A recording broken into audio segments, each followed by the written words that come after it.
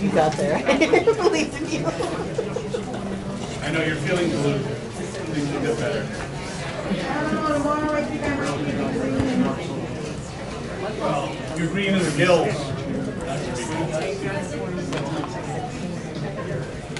And Doreen today or Ryan tomorrow. And Vulcan the next day. Vulcan always. That's cute. It's okay.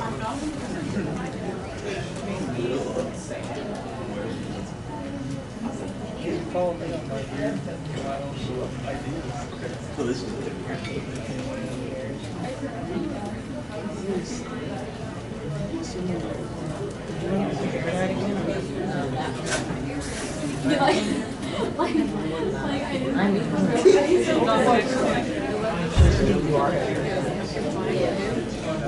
You're probably not far away, but your blue and black backpack doesn't stand out as much as I need to I hope you can get October.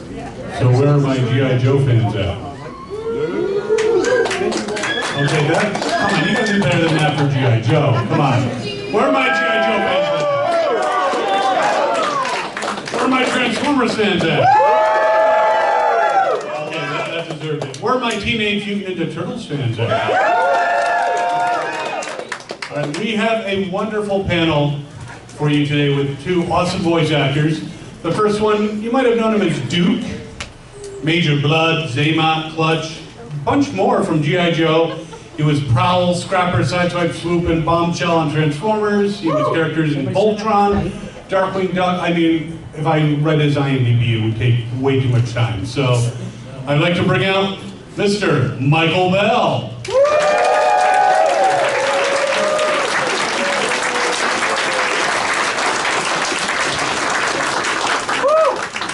And then this next voice actor, he was Michelangelo in the original Teenage Mutant Ninja Turtles cartoon, the OG. He was the Tick in, well, the Tick. And he was Sentinel Prime in Transformers Animated, Riot and Jam, many, many more. Mr. Townsend Coleman.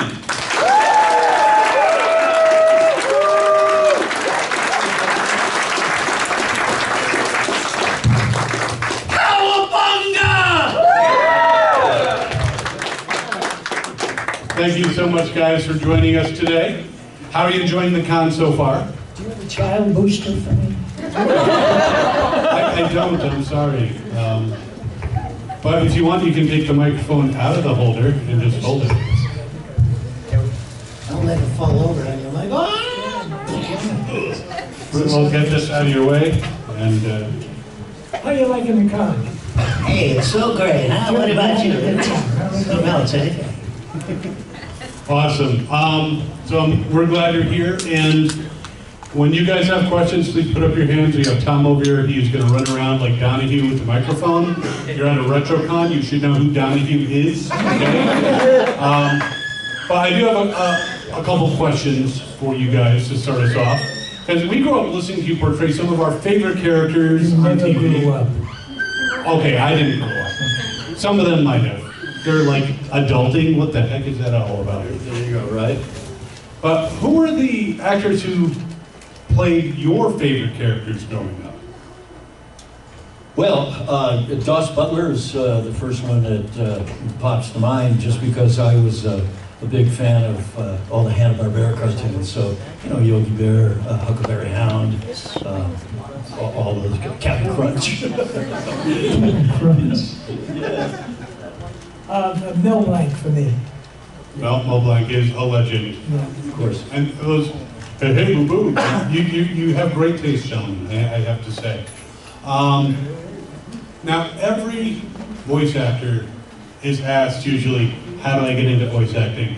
And every one of them has said acting is the key. What were your early acting experiences that got you ready for these amazing careers?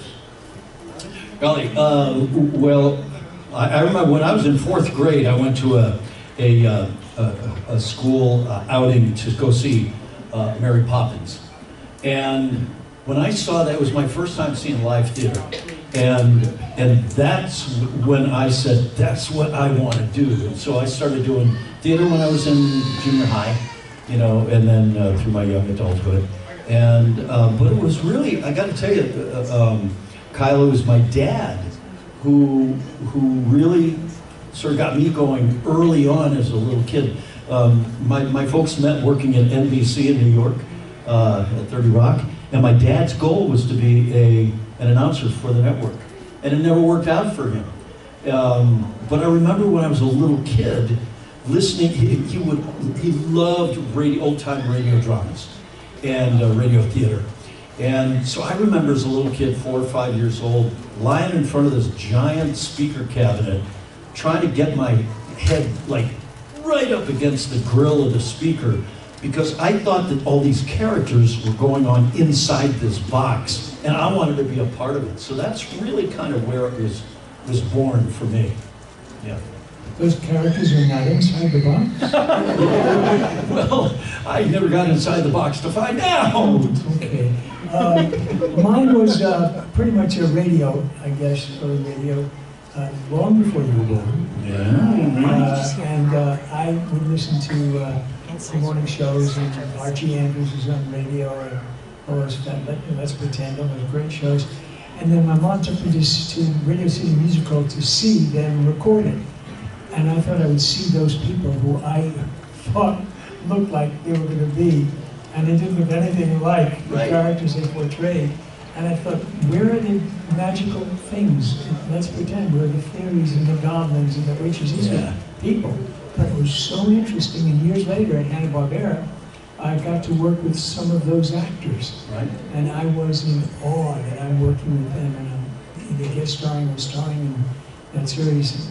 That, I think, is kind of got me, of course, being a movie kid. I lived in the movies. Nothing mattered to me but movies. And then going to see on Broadway Mary Martin in Peter Pan. Yeah, there you go. The first Peter Pan. Right. So, yeah, that was galvanizing me. I think the time I was 5 or something like that, yeah. Well, I have to say the voice casting was new, because you definitely look like a turtle. And you definitely look like you run G.I. Joe, too.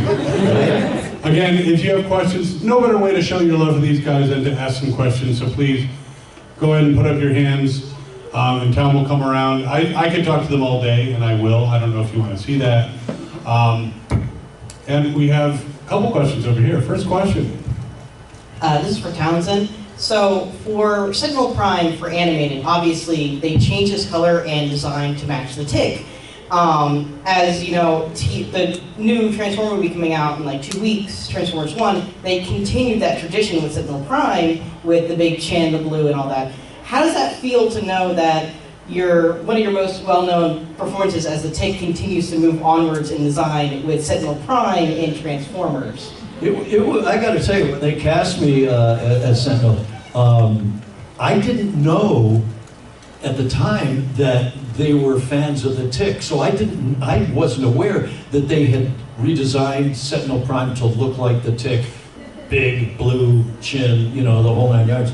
But then when I got to the first session, they told me that they were huge fans of the show, and they wanted me to do a character that was very similar to the tick, and I was a little hesitant to do that. You know, I didn't want to like recreate something I'd already done. So they wanted to make him just a little bit more of a jerk, and you know, that kind of thing. But it was very flattering to have been cast in that because of that. So yeah, thanks. And you did a very good job portraying that jerkiness as acting. I got the jerk thing down. Yeah, right. Cool. We had another question over here. First, I'd like to thank Mr. Townsend for being such an integral part of my son's childhood. I probably heard you in my sleep. There was a time I could tell you anything and you wanted to know about the Ninja Turtles, and I didn't care. Yeah, right.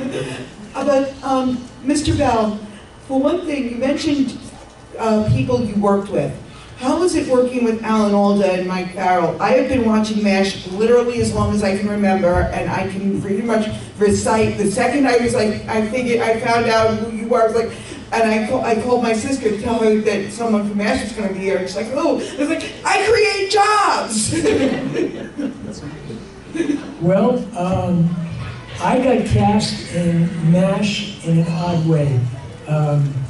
There was a wonderful actor who was an old friend, and he was out playing baseball, watching baseball game with the producer, who has been around for years. And he said, the producer said to him as they're watching the game, he said, you know, I can't seem to find any more actors to guest star. I've gone through everybody. And he said, well, what about Michael Bell? And he said, oh yeah, he hasn't done that yet. And that's how I got the role. I mean, call it, it's strange and odd, especially today when everybody reads for the same role in LA, and then you have to get approval from network, and you have to, no approval. I just walked in, and then as it turned out, the director was an actor I had seen in City Across the River, which is an old movie about the Amboy Dukes. He played a character called Crazy, and I thought he was really wonderful when I saw that. And I didn't realize that when he was directing, he was a little crazy. He directed me in a way that I didn't want to be directed. He directed me to play the guy bad, play him like a bad guy. In other words, twirl your mustache and I'm not going to do that because I don't believe that's how he was, and I don't think he played that guy bad. And we argued, and I walked off the set, which I was wont to do. And Alan came over, and Loretta Swit came over, and they sat down, and Mike Farrell sat down, and he said, we wondered how long it was going to take you. And I got pissed off at him, and I said, what do you mean? He said, well, he can't direct us, because we've been doing this for years. We know our characters. You're the only one he can direct the guest star. I said, well, he guessed wrong. So I wound up doing it my way, and I think he died a short time after that. So, that's my MASH story.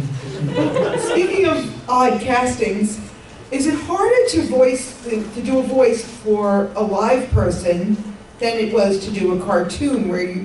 How did you manage to embody Peter Criss, and did you try to copy his real voice? Peter Criss, no. I didn't, I'm not a big rock fan, so I didn't know who Kiss was, to be perfectly honest. And they said, we have one of the singers, Chris, this guy named Chris, had some issues, some whatever. So they said, would you do his voice? I said, sure. And they said, it's going to be really a big movie. When they were wrong. Oh, it was a big movie. But it was work. And I wound up seeing the movie, and I said, oh, if I could erase that, maybe have Townsend redo me or something. It was so cockeyed. It was bad. But it's an underground, silly film. It's one of the things you take a lot of drugs to watch.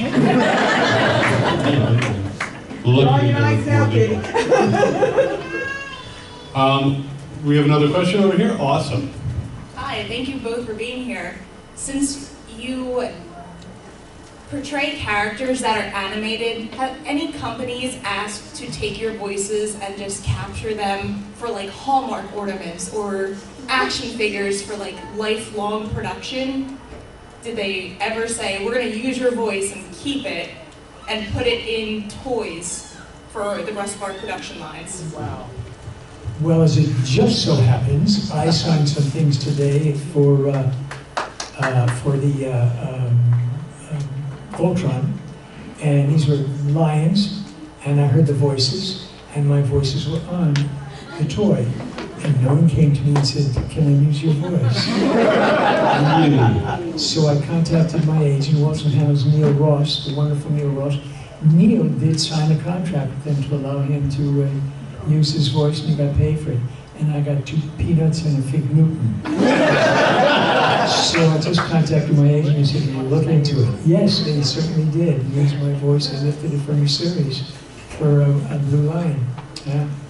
So the 2 peanuts and the fig Newton you had to buy yourself as well. I had to buy that. I didn't even get you. Please. Yeah, early on for us on Ninja Turtles, I remember they were coming out with some talking turtle figures that they did not contract with us for. They were just figuring that they could skirt around it and just, put our voices on these things and not let us know, and we wouldn't find out about it and stuff like that. It's ridiculous. And you know, now with AI being and becoming more and more of a problem, and becoming more and more powerful, this very issue, I think, is just going to explode for voice actors. You know, it's a real A problem. very good friend who's a voice actress, I will not mention her name, found out that they lifted her voice from a game and placed it on an adult game. Oh, really? And one of her friends called her and said, "Do you do an adult game?" She said, "No, I don't do porno. At least I don't get paid for it. I don't do porno." And so she called, and sure enough, they lifted her character. So we're on the watch. Everybody's being very, very careful now. Yeah. All right, another question over here.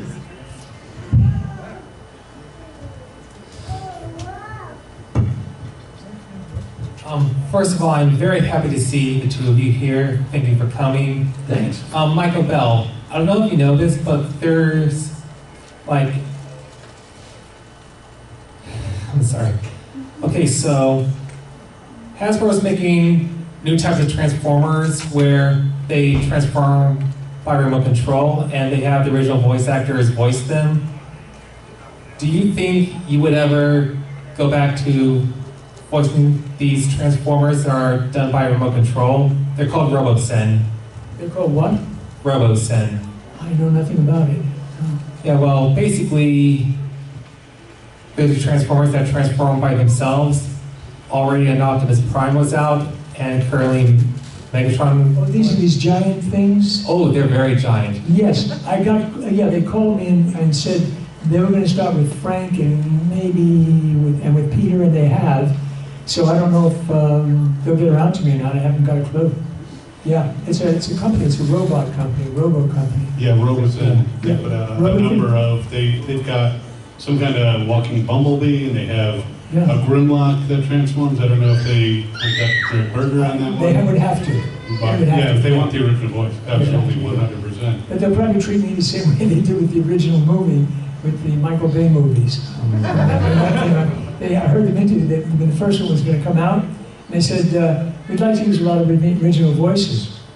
So I pulled my car over to the curb, took a deep breath, and called there, and I said, "Hi, this is Michael Bell." I managed to get through. And the guy said, "Oh my God, I'm such a fan." He was the assistant director. "I'm such a fan, I've watched the show, and I grew up with you, blah, blah, blah." I said, I said, "Great. Are you going to be doing the voice of Prowl?" He said, "None of your characters." And I said, "Okay. Will you be using Jack Angel for?" He said, "No, because I'm good friends with Jack." I said, "What about Greg Berger?" No. I said, "Can't even go as far as Peter and Frank." So I said, "Well, we're actors. We've done on camera.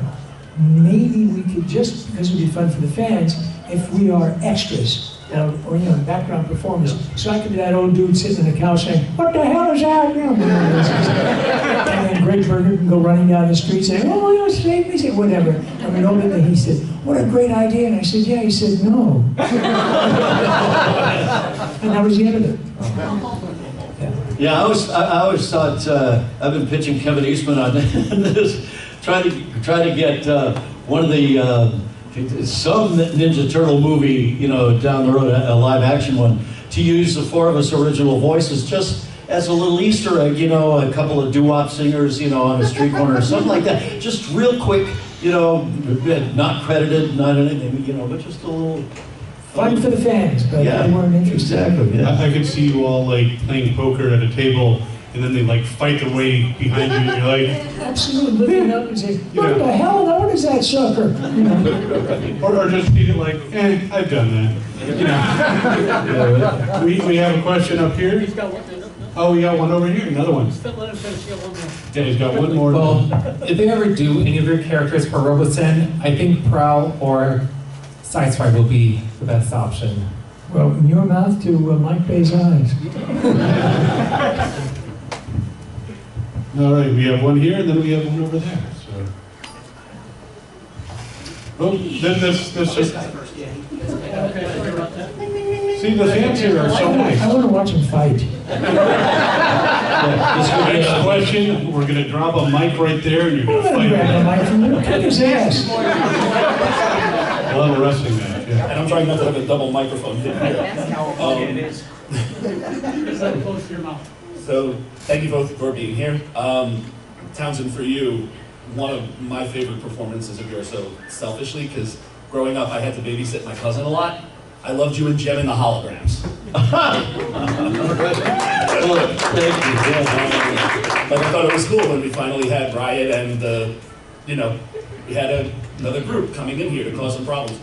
Were you ever, and you just said bring us in as doo-wop singers, did you want to sing any of the roles? Were you just the speaking? I know with Riot you were the speaking voice, they had another singer do the vocals. Right. Did you ever want to do both? Was that not in the... No.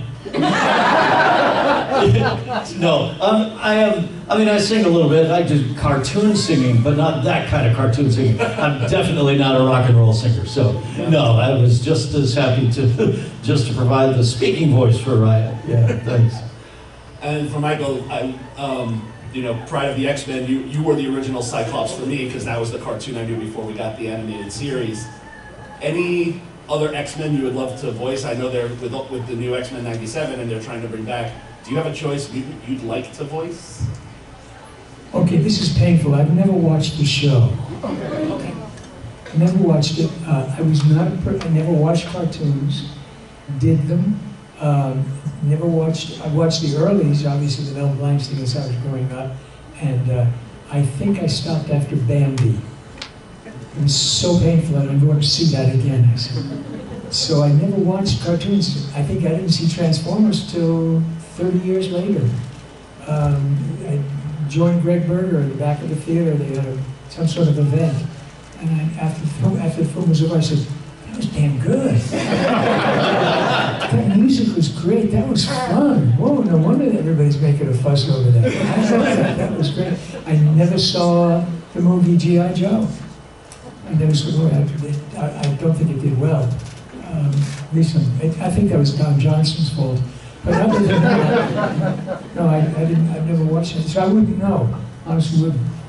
Sorry, yeah. Well, with those films, they killed you in one, and then they almost killed you in the other, but they changed their mind in the last minute. Well, they killed me as Sven. Oh yeah, they did kill you. They killed me as Prowl. Somebody from one of you guys in the group said, how did it feel being killed as Prowl? I said, nothing. Who wants to work? What are you kidding me? How do I feel? Get out! And then they killed me as Sven, and they said, when they told me we're going to kill you as my character as Duke, and I said, kill Don Johnson. Who cares about him? Don't kill me. And then talked about it. And he said, fine. Maybe we'll come up with another toy. Please. Good afternoon, gentlemen. I have actually a question for Mr. Coleman and one for Mr. Bell.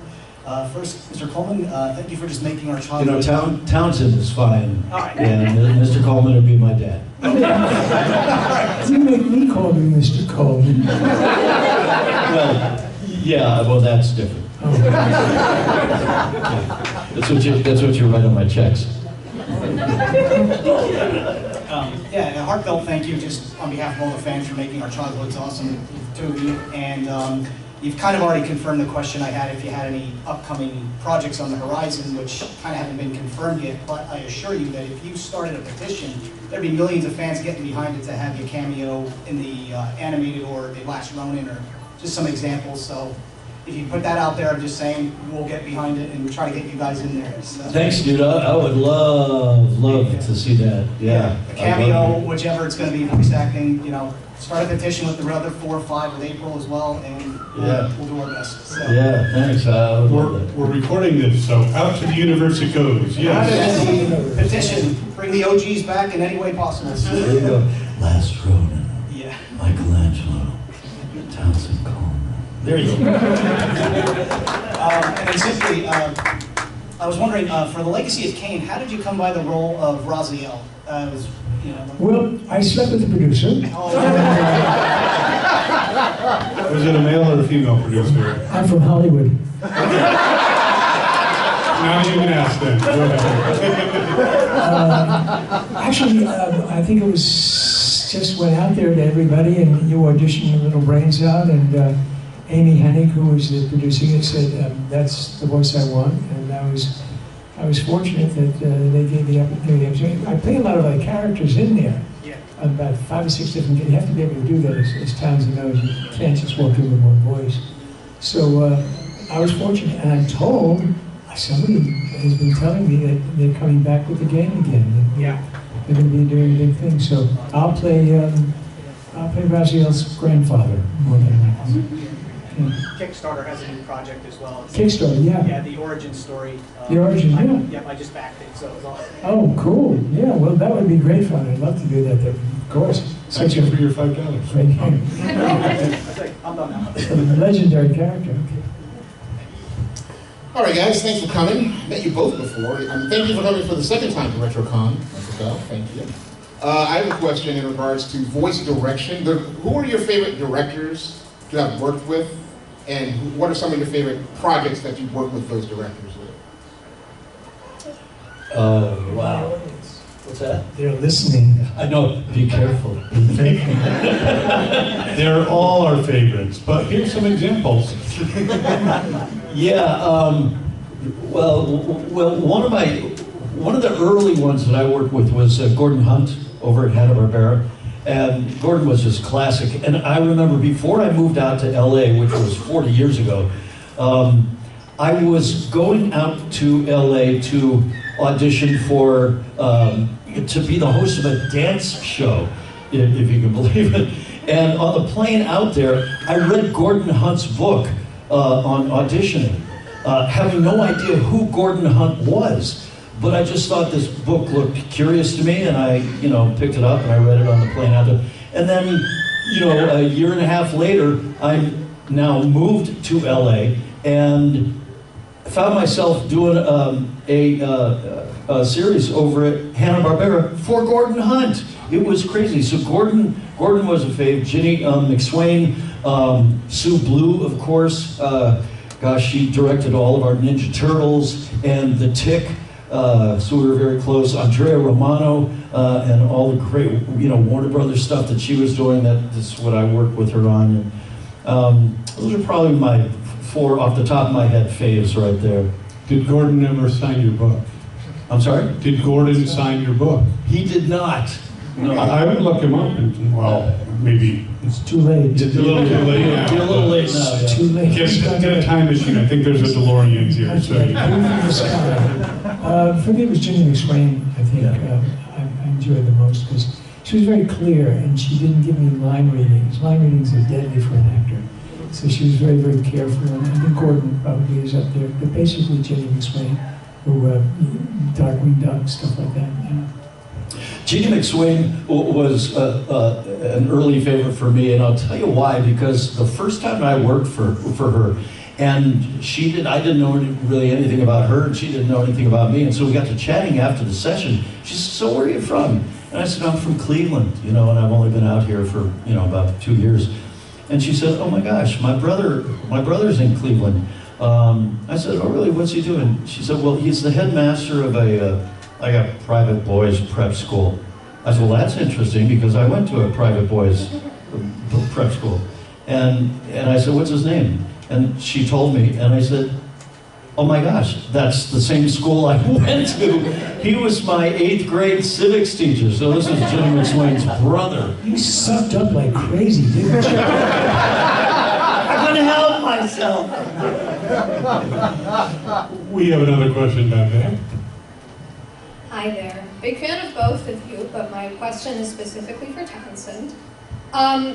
Looking up your career, I just found out today that you did a voice for the original Transformers cartoon in 1984, you were Rewind. Mm-hmm. So my question for you, you obviously had known of Transformers before, and when you received the script or got the audition for Sentinel Prime in Transformers Animated, A, did you take a look over the script? And B, what was your opinion on Transformers Animated being kind of a large departure from the original storyline of Transformers before then? Yeah, it was a very different sort of series, and they were going in a bit of a different direction. But again, what we were saying earlier about the writer producers being big fans of the Tick, I felt like they had a very specific idea of what they wanted Sentinel Prime to sound like and to be like, and so I kind of didn't think about it being a departure from the original G1 Transformers, and I just had a very small part on G1. Anyway, Rewind I think was only in like 2 episodes, 3 episodes, something like that. But so for me, Transformers Animated was a much meatier experience, meatier role, a beefier experience to get into that part for that season. I was really bummed at the end of it that they canceled it after 3 seasons, because Sentinel Prime was just about to become Sentinel Magnus, and I was so looking forward to that. I thought, yes, this is great, and then they just pulled the plug on it. So we were all sad about that, right? Is that a child back there, or is that Frank Welker? Is there a difference? We never know the difference. He'll do anything to interrupt us. Hi, gentlemen. Good to see you again. Appreciate you signing all my stuff. So, let's see. I had a Voltron question. When they did the season 2, it seemed like they just added more and more and more characters, but didn't add more and more actors. So I got to ask you, was that all actually planned out? Yes, Michael, you're going to voice this character, this character, this character, this character, a lot of them all talking to each other? Or was it just like, oh, we need somebody for this character? Michael, you can do that one. Well, they were very cheap. It's true. They had us for 3 voices, and they were gonna work us like crazy. Not only that, this is hard to admit. I also had to do girls' voices, because B.J. Ward and myself had the light voices, and the other actors like Peter and they were over here, and my voice was warm, and hers was, she was doing Aurora and Hagar the Witch, and I was doing young guys all the time. So they said, Mike, we've got this scene, they ran it, and it's always little girls running from a monster, and in Japanese animation, they killed them. They weren't like American animation. They stepped on the kids and they kicked them and they squashed them. So I did a lot of, oh no, mommy, no, that good stuff. And years later, and also they had mice in Voltron, and we had to do the voices of the mice. Does anybody out there know how to do mice voices?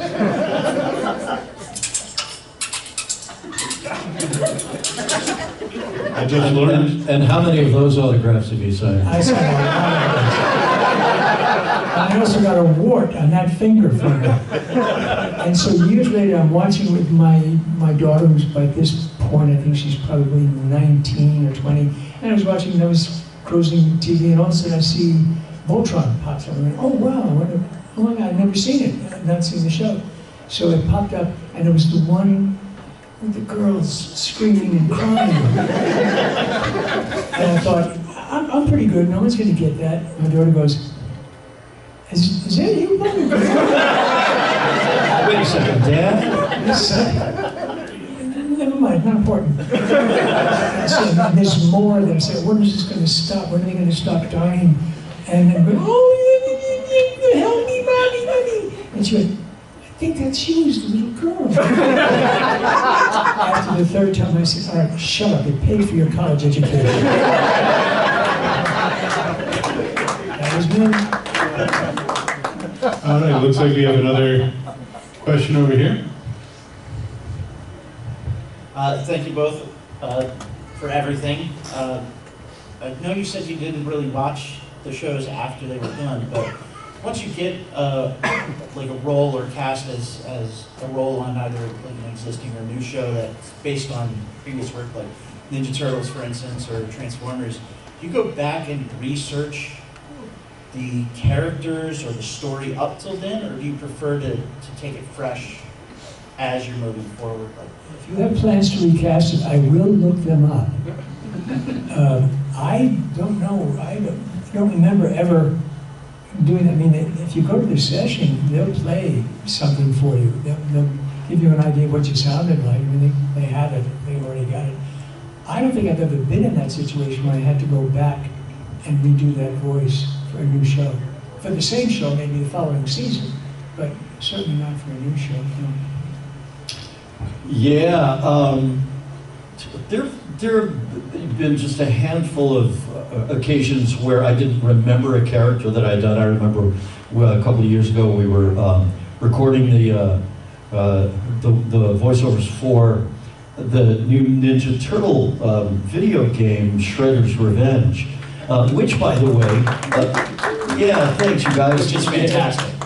Well, thanks, and I'll tell you, I thank you because that was the first time of all the video games that they have done of Ninja Turtles over the years, that was the first game that they ever used us for the voices. Any games prior to that had voices wasn't us. They were just, you know, some non-union actors. They were getting to kind of mimic us, or they, you were just noises, you know, hoots and hollers and shouts and stuff.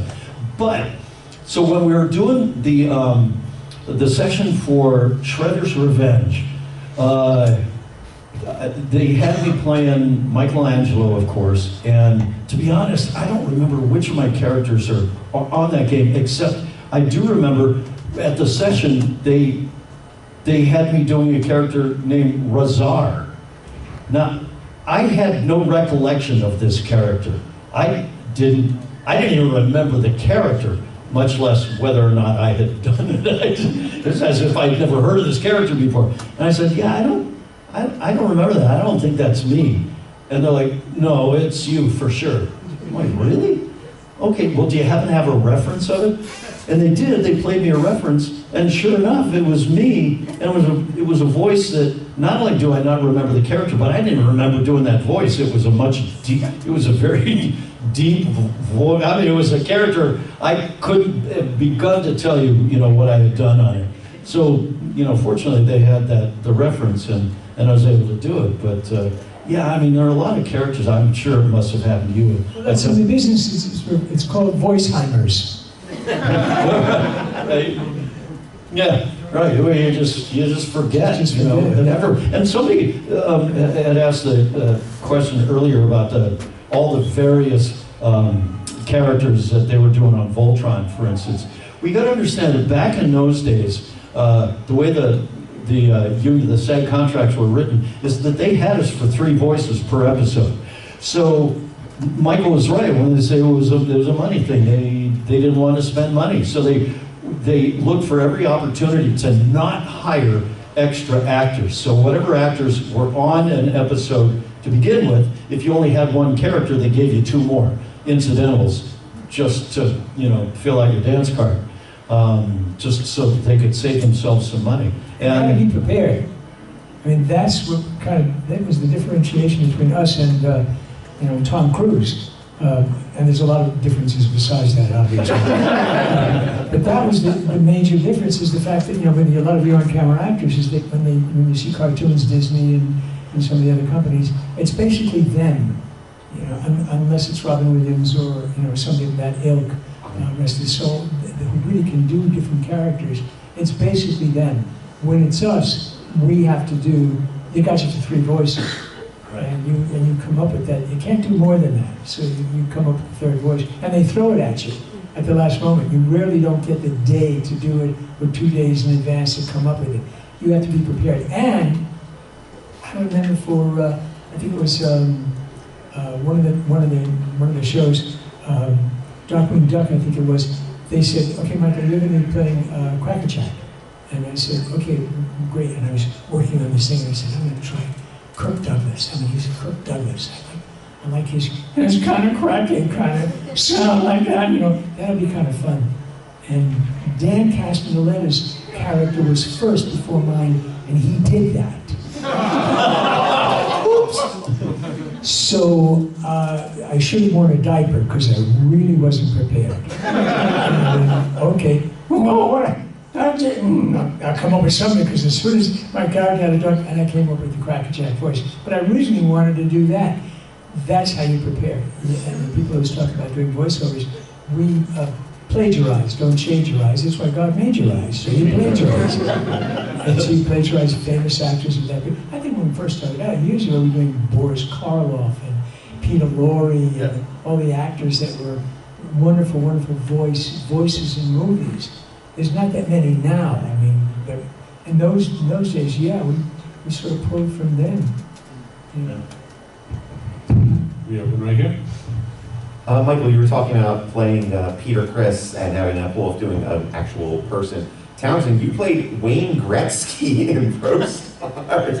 What was it like? How did you decide to be the voice of, a hockey player, not exactly someone with a lot of character to him? Yeah, well, despite he was on SNL, but yeah. Well, so in the case of, so I've done a number of shows where they wanted me to do a voice like Wayne Gretzky, but they didn't want me to sound like Wayne Gretzky. They just wanted me to use my own voice. I said, so you don't want him to be Canadian at all, even? Nope. Okay. So it was just me. It was like when I did Teen Wolf, and I was Scott Howard, doing the Michael J. Fox part, of course. They didn't want me trying to do Michael J. Fox or anything like that. They said, no, just do you.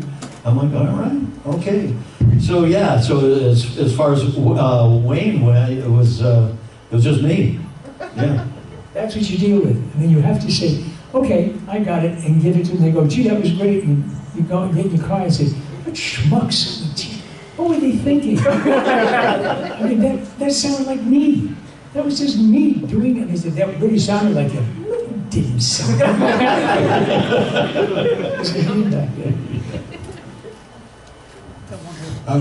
There's a couple.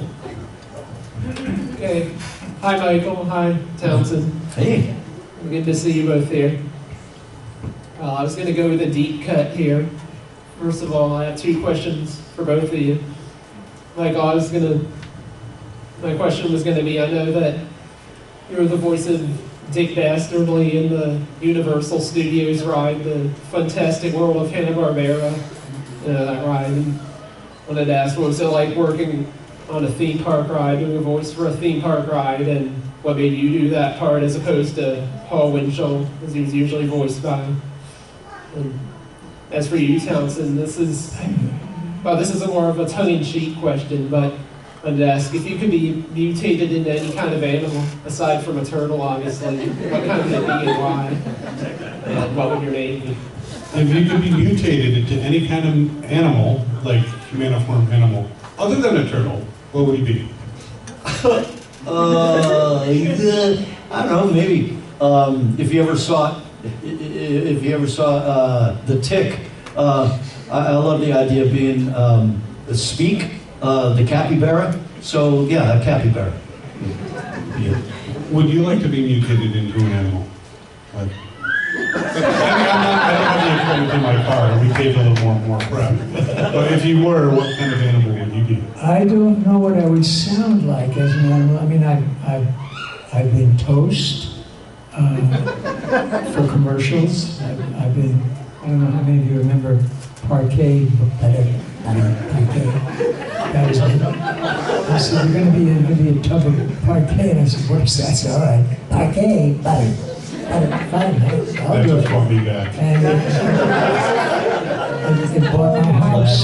I call my house Los Residuales.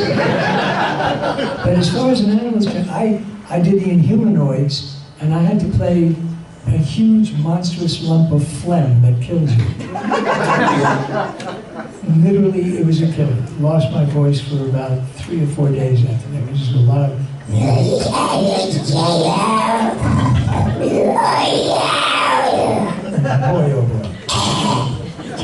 Sounds like a demonized Donald Duck. We actually have one more question, and then I think that's going to be our last question, because unfortunately we're running out of time. But it's not possible. Mr. Bell, this is for you. I'm looking through your very, very long catalog of voices that you have done. I noticed that you were in the first 2 Baldur's Gate games, and I wondered if you had kept up with the game franchise at all, because I know that the...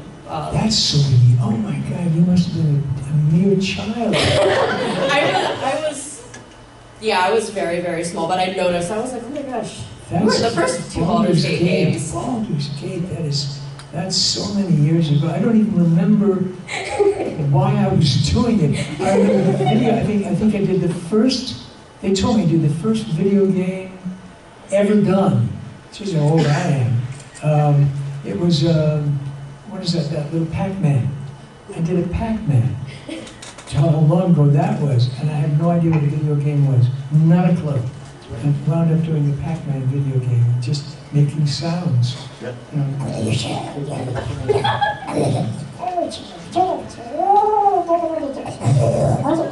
whatever it was, and I left and I said, and they paid me for that.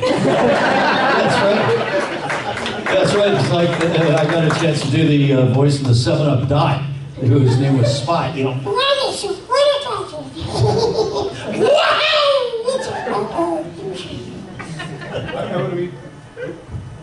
I want to meet the voice actor who did the sound for Palm. Yeah. Well, gentlemen, it has been a great pleasure. Please visit them both at the table.